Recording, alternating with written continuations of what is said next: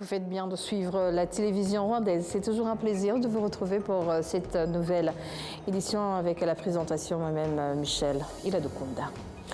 Dans la matinée de ce mercredi, le gouvernement rwandais a déclaré que les combats qui se poursuivent dans le sud Kivu, en République démocratique du Congo, ainsi que le non-respect du cessez-le-feu ne sauraient être imputés au Rwanda. Nous allons y revenir, mais aussi un groupe de sénateurs de la Commission du développement économique et financier est en visite en district de Muhanga afin de superviser les actions gouvernementales relatives à l'approvisionnement en eau de la population. Bienvenue. Dans la matinée de ce mercredi, le gouvernement rwandais a déclaré que les combats qui se poursuivent dans le sud Kivu, en République démocratique du Congo, ainsi que le non-respect du cessez-le-feu ne sauraient être imputés au Rwanda. Le gouvernement a également indiqué que les opérations menées par les forces armées de la RDC consistant à lancer des attaques contre les civils tués à proximité de la frontière entre la République démocratique du Congo et le Rwanda à l'aide d'avions de chasse et de drones ont entraîné la fuite de 1000 personnes vers le Rwanda au cours de la semaine dernière. Dans ces affrontements, les FARDC continuent de collaborer avec l'armée burundaise, le groupe terroriste FDLR, les milices Wazalendo, ainsi que des mercenaires étrangers. Le Rwanda a souligné que ce non-respect des récents accords de paix de Washington constitue un obstacle aux efforts de pacification, tout en exposant davantage les populations civiles et en aggravant l'insécurité dans la région. Et parlons toujours de la sécurité, de la situation sécuritaire à l'est de la République démocratique du Congo et des préoccupations du Rwanda quant aux menaces sécuritaires des forces qui entretiennent les forces génocidaires FDLR. Notre collègue Jean-Damascène Manishi Mangé vient tout à l'heure de s'entretenir avec l'ambassadeur Olivier Nduhungirehe, ministre des Affaires étrangères et de la coopération internationale. Suivez cet entretien. L'année 2025 qui touche bientôt à sa fin aura vu la région des Grands Lacs faire la une des médias internationaux. Et pour revenir sur la situation qui prévaut aujourd'hui dans la région des Grands Lacs, nous avons le plaisir d'accueillir le ministre des Affaires étrangères et de la coopération internationale, l'ambassadeur Olivier Nduhungirehe. Monsieur le ministre, bienvenue. Merci de m'accueillir. Le 4 décembre 2025, le président de la République du Rwanda, Paul Kagame, et son homologue congolais Félix-Antoine Tshisekedi ont signé à Washington des accords de paix avec le président américain Donald Trump. Pourriez-vous, monsieur le ministre, nous parler du contenu de ces accords et en quoi ils diffèrent des pourparlers de Doha? Merci. Les accords de paix ou les accords de Washington pour la paix et la prospérité signés récemment à Washington sont des accords historiques et qui comprennent 3 accords. Il y a la déclaration de principe qui avait déjà été signée à Washington le 25 avril, l'accord de paix qui a été signé aussi à Washington le 27 juin et le cadre économique d'intégration régionale qui a été signé le 4 décembre à Washington. Ces 3 accords, plus tout autre accord de mise en œuvre forment les accords de Washington pour la paix et la prospérité. Et donc l'un de ces accords qui forment donc l'accord de Washington, c'est donc l'accord de paix du 27 juin. Cet accord était très important puisqu'il résume la question par ces trois aspects. Il y a l'aspect sécuritaire, l'aspect politique et l'aspect économique. Pour l'aspect sécuritaire, c'est bien sûr la question des FDLR, où les 2 parties se sont engagées à neutraliser les génocidaires FDLR qui sont armés et soutenus par Kinshasa, mais aussi à lever les mesures rwandaises de défense. Donc ce sont la question sécuritaire qu'il y a entre les 2 pays. Puis vous avez parlé de Doha. Oui. La Doha, c'est le 2e aspect qui est l'aspect politique. Nous nous sommes engagés à soutenir les parties congolaises que sont le gouvernement congolais et l'AFCM 23, qui est un mouvement congolais représentant une communauté congolaise, à se mettre sur une table de discussion pour s'attaquer aux causes profondes de la question, qui est généralement liée à la question des Congolais rwandophones, ou généralement les Congolais Tutsis qui sont marginalisés et persécutés depuis des années. Et donc, les accords de Doha sont des accords entre Congolais. Alors que les accords de Washington, ce sont des accords entre États, entre le Rwanda et la RDC. Et puis il y a le troisième aspect qui est l'aspect économique, avec la signature du cadre d'intégration régionale économique, qui est aussi important puisqu'il permet des investissements conjoints dans des secteurs économiques que sont l'énergie, l'infrastructure, la chaîne de valeur des minerais, la gestion commune des parcs nationaux, la promotion du tourisme, ainsi que la question de la santé publique. Oui. Monsieur le ministre, quelques jours seulement après la signature de ces accords, le 8 décembre, le président Félix-Antoine Tshisekedi de la République démocratique du Congo, dans son discours sur l'état de la nation, il a accusé le Rwanda de violer les termes de ces accords. Est-ce qu'avec ces accusations, il y a lieu vraiment d'être optimiste et que ces accords vont finalement aboutir? Ce sont des accusations cyniques, mais qui ne sont pas surprenantes, puisque vous vous rappelez que c'est le même président Tshisekedi qui avait déclaré lors de la campagne électorale de 2023 qu'il va bombarder Kigali sans mettre un soldat sur le sol rwandais, qu'il va soutenir la jeunesse rwandaise pour se débarrasser de ce régime diabolique, comme il disait, avec ce genre de langage qui n'aidait pas dans la coexistence pacifique entre pays de la région. Et je rappelle aussi que même l'année passée, lors de la négociation du processus de Luanda, le président Tshisekedi n'avait pas respecté le cessez-le-feu qui était entré en vigueur le 4 août. Et puis maintenant, à l'heure où on parle, et surtout, disons, depuis la signature de l'accord de paix du 27 juin, il n'y a aucun jour où des avions de chasse ou des drones d'attaque de l'armée congolaise ne bombardent les positions de l'AFC M23, ce qui est en violation du cessez-le-feu, mais aussi ne bombardent les communautés Banyamulenge dans un contexte de montée des discours de haine. Et d'ailleurs, ils ne s'en cachent pas, puisque au Congo, à Kinshasa, ils disent ouvertement que leur mission est de reprendre les territoires perdus, et ils se vantent même de l'efficacité de leurs drones et de leurs avions de chasse. Mais malheureusement, c'est en violation du cessez-le-feu. Et le Rwanda a toujours pris soin d'alerter la communauté internationale, d'alerter les pays occidentaux et d'autres partenaires sur cette question, et ils étaient d'accord que c'était un problème. Mais nous n'avons jamais vu aucune réaction de ces pays, et donc c'est assez étonnant que le président Tshisekedi vienne maintenant en se posant en victime, alors que c'est lui qui viole quotidiennement le cessez-le-feu. Monsieur le ministre, le président Tshisekedi, ce même jour, il a même affirmé que les forces rwandaises de défense ont tiré sur le sol congolais à partir de la ville de Bugarama, selon ses termes. Quelle est la réponse du Rwanda à ces propos? Ça, c'est faux.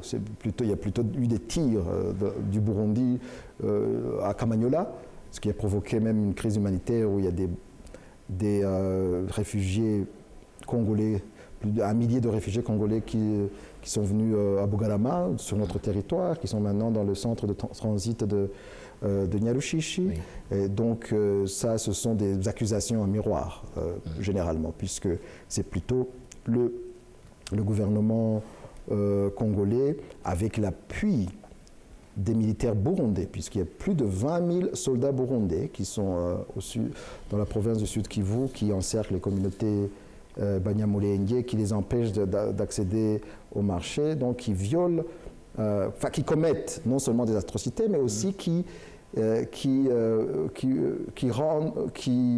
menacent la sécurité des pays de la région, puisqu'ils sont en coalition avec les génocidaires FDLR qui veulent s'attaquer au Rwanda, sans compter des mercenaires et d'autres forces.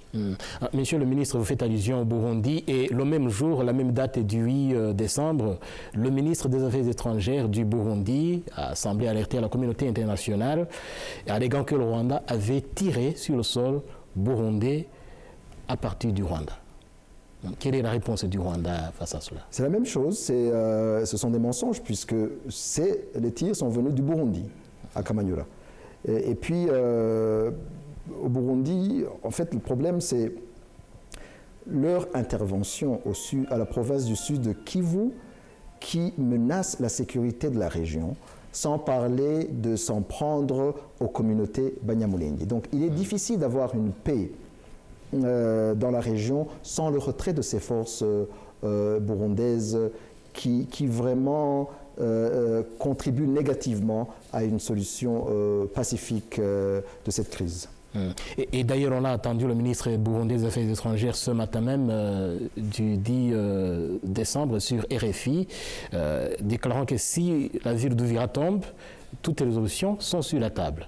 Et comment interprétez-vous ces propos? Quelles sont ces options dont il parlait? Il n'y a qu'une option possible pour le Burundi, c'est le retrait de ces forces du sud de Kivu, s'ils veulent la paix dans la région. Je remarque et je rappelle que après la chute de Goma et de Bukavu, les forces de sécurité de renseignement des deux pays, donc du Rwanda et du Burundi, s'étaient rencontrées à plusieurs reprises. Dans l'une de leurs réunions, en mars 2025, ils se sont accordés ou convenus sur une déescalade de cette situation. Chaque partie, et la partie burundaise, s'était convenu que les tensions, les discours belliqueux, mais aussi les opérations militaires stopperaient. Ça, c'était en mars. Et malheureusement, juste après cela, il y a eu deux interviews coup pour coup du président Ndayishimiye à France 24, à BBC, qui a accusé le Rwanda de vouloir attaquer le Burundi, alors qu'on était en voie de résoudre cette question, que ce soit au niveau des services de renseignement, ou des services ou des officiers militaires, que ce soit au niveau même politique, puisque j'étais en contact avec mon homologue burundais de l'époque. Et puis après cela, le président Ndayishimiye a envoyé beaucoup plus de troupes au sud Kivu, maintenant qui ont atteint le chiffre de 20 000. Et ici, je tiens à réaffirmer l'engagement du Rwanda pour la paix. Et donc, ce qu'il faut maintenant, c'est qu'il y ait une mise en œuvre stricte du cessez-le-feu qui inclut, bien sûr, le retrait des troupes burundaises et l'arrêt de ces frappes aériennes. Pour terminer, Monsieur le ministre, parlons de la situation qui prévaut aujourd'hui à Uvira, avec surtout les récentes avancées des forces de l'AFC M23. Nous avons vu de nombreuses réactions, y compris les réactions du groupe de contact international pour la région du Grand Lac qui condamne le Rwanda. Quelle est la réponse du Rwanda face à ces accusations? J'ai lu cette déclaration du groupe international de contact qui comprend généralement les pays occidentaux, et j'ai été surpris par cette déclaration. Premièrement, dans cette déclaration, il n'y a aucun mot sur ces frappes aériennes dont on parlait. Or, j'avais fait part de nos préoccupations à tous mes homologues, même aux ambassadeurs ici à Kigali, et ils étaient même d'accord que c'était un problème, qu'ils allaient faire passer des messages à Kinshasa. Or, dans ce communiqué, il n'y a aucune mention de ces frappes aériennes qui sont une violation du cessez-le-feu. Et puis, deuxièmement, il n'y a aucune mention des troupes burundaises, alors qu'ils participent dans cette crise par la persécution de ces communautés Banyamulenge, dans la déstabilisation de la région. Alors que ces mêmes pays occidentaux du groupe international de contact aussi avaient reconnu que c'était un problème et qu'ils avaient accepté de faire passer des messages à Bujumbura. Donc non seulement il n'y a rien dans ce communiqué à propos de ces deux sujets, mais aussi il n'y a eu aucun communiqué précédent qui avait condamné ces frappes ou ces interventions.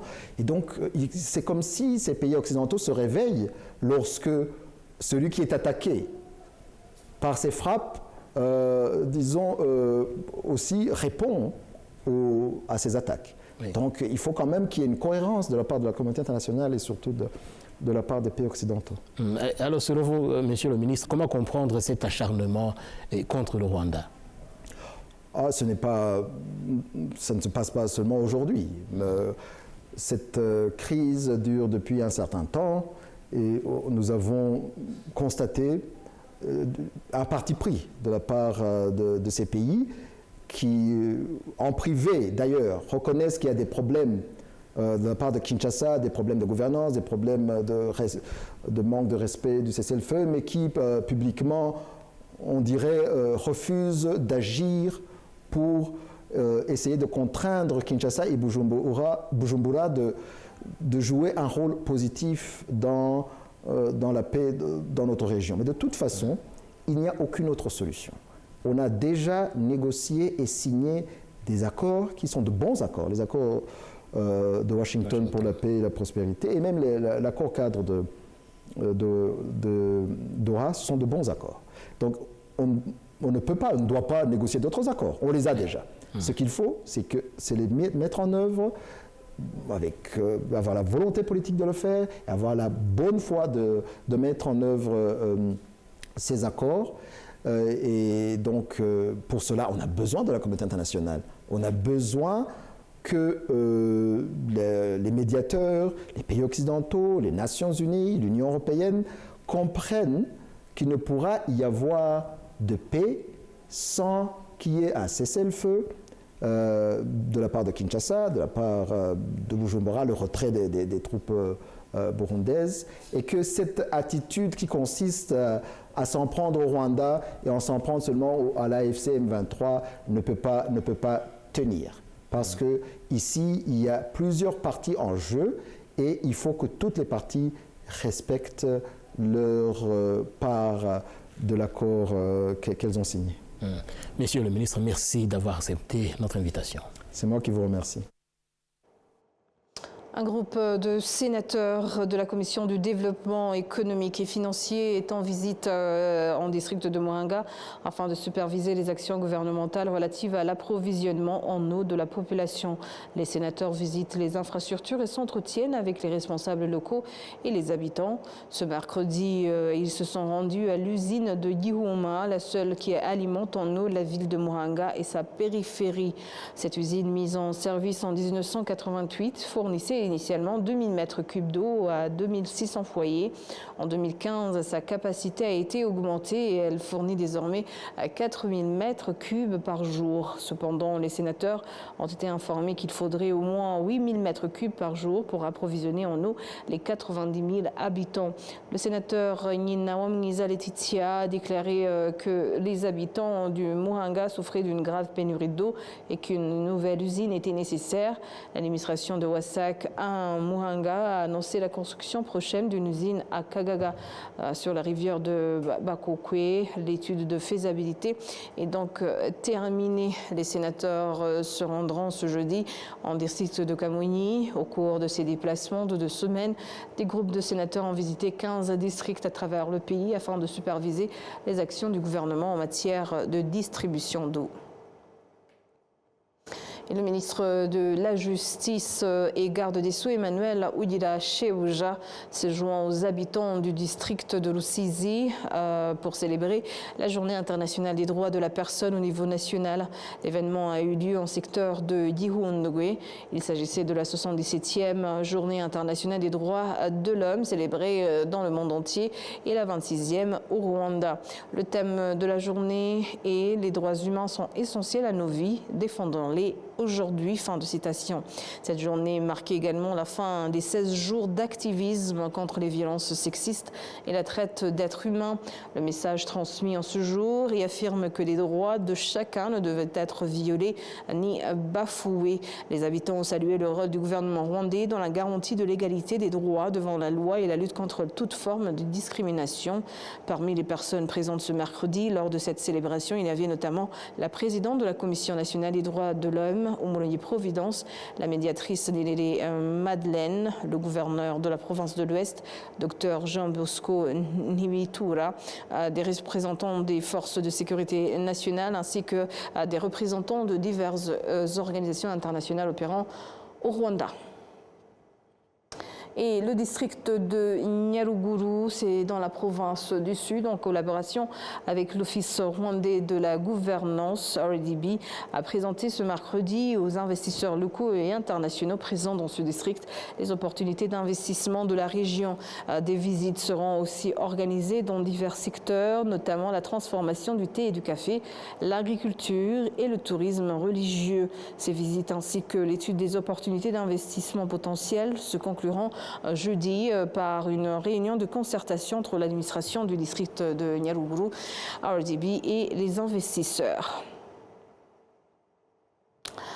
Et un groupe de chercheurs spécialisés dans les services financiers au sein de la Banque nationale a révélé que le Rwanda fait partie des pays qui progressent le plus rapidement dans l'utilisation des technologies numériques dans les services financiers. Toutefois, ce rapport met également en lumière une inquiétude grandissante, la hausse des attaques frauduleuses visant les utilisateurs. Plus de détails avec Jean-Benoît Michel. Dans cette recherche menée par l'équipe de ce groupe composé d'experts en enquête, analyse et études sur les services financiers à travers le monde, plus de 1000 personnes utilisant les finances numériques ont été interrogées individuellement. Il en ressort que 98% entre elles sont exposées à un risque élevé d'escroquerie. Par ailleurs, 84% ont affirmé avoir été confrontés directement à ces attaques et 44% ont effectivement subi des pertes financières. Comme l'explique Eric Duflo, chef de l'équipe d'ICG App et a conduit cette étude. Perdre de l'argent est un problème majeur car beaucoup sont exposés au risque de fraude. Et lorsqu'on se retrouve face à ces arnaques, on peut se faire voler ses fonds ou encore envoyer de l'argent par erreur à une mauvaise personne. Selon notre étude, plus de 44% des personnes interrogées ont perdu de l'argent de différentes façons alors qu'elles utilisaient des services financiers numériques. Ces constants sont également confirmés par les associations de défense de consommateurs de services financiers au Rwanda. Elles affirment recevoir de plus en plus de plaintes liées à ces problèmes et demandent aux autorités compétentes de renforcer les mesures de protection. C'est ce qu'explique Ndizeye Damier, directeur de l'ONG ADECOR, engagé dans la défense des droits de consommateurs. Il devrait y avoir des sanctions parce que lorsqu'une personne vous appelle pour vous arnaquer, elle utilise un numéro de téléphone. Donc, les opérateurs qui fournissent ces services connaissent ces numéros. Pourquoi ces personnes ne sont-elles pas arrêtées alors qu'elles se trouvent dans le pays et qu'elles utilisent des numéros attribués par les opérateurs comme MTN et AT? C'est là que réside le vrai problème. Les fournisseurs de services financiers numériques sont aussi parfois pointés du doigt pour des interruptions volontaires ou accidentelles de leur système technologique qui les perturbent aux services offerts aux clients. Ils assurent toutefois que ces cas restent rares qu'en cas de problème. Des solutions rapides sont apportées. C'est ce que souligne Munyana Rosemary, employée de NCBA Bank, qui offre les services Mocash d'épargne de ce crédit via le téléphone mobile. Il peut arriver que certains rencontrent des problèmes techniques lorsque le système connaît une panne, mais ces problèmes sont généralement résolus dès le lendemain.